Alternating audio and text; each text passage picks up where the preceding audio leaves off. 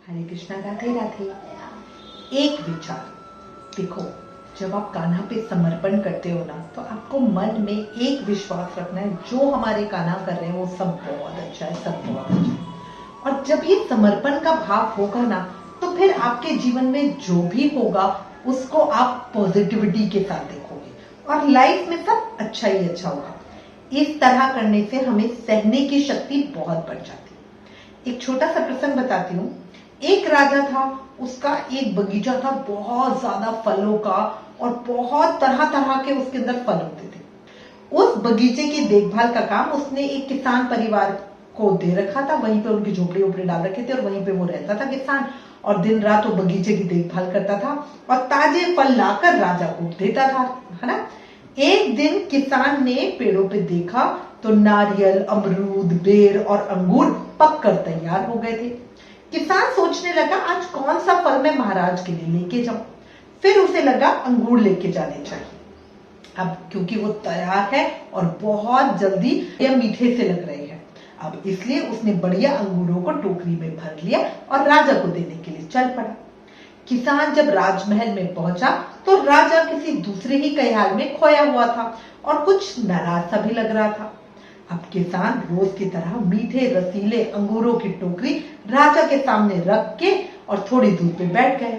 अब राजा उठा और ख्यालों ख्यालों में उसने टोकरी में से अंगूर उठाए, एक खाता और एक खींच कर किसान के माथे पे निशाना साध कर फेंक देता।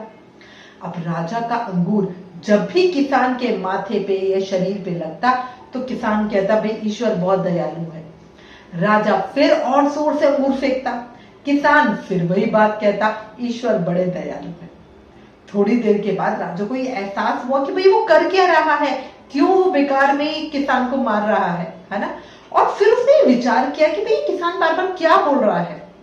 अब उसने किसान से कहा कि मैं तो तुझे बार बार अंगूर मार रहा हूं और ये अंगूर तुम्हें लग भी रहे हैं, फिर भी तुम ये बार बार क्यों कह रहे हो कि भगवान बहुत दयालु है।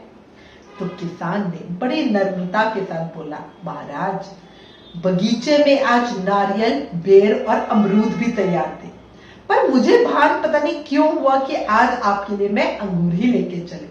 लाने को तो मैं अमरूद, बेर और नारियल भी तो ला सकता था, पर मैं अंगूर ही लाया। ये सब भगवान की प्रेरणा थी। अगर मैं अंगूर की जगह नारियल, बेर या बड़े बड़े अमरूद लाता तो सोचिए आज मेरा क्या हाल होता, है ना।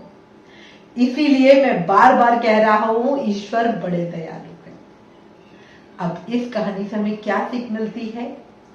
भगवान हमारी कई मुसीबतों को बहुत बार बहुत हल्का कर देते हैं, पर हम जब भी उस मुसीबत में होते हैं ना, तो हम वो अंगूरों की मार से ही बड़ा ज्यादा भिनभिना जाते हैं और भगवान को उल्टा सीधा कहने लगते हैं, है ना। पर हमें ये सोचना चाहिए कि इस अंगूर की जगह वाकई बड़े नारियल हो सकते थे, जिससे हमारा सर भी फूट सकता था। बट ठाकुर जी ने इतनी कृपा करी कि हमारे बुरे कर्म सिर्फ अंगूर की मार जितना ही हमारे ऊपर आके रह गए, है ना। बहुत सारे लोग कहते हैं मेरा क्या कसूर था। आज जो भी फसल हम काट रहे हैं वो हमारी ही बोई हुई है।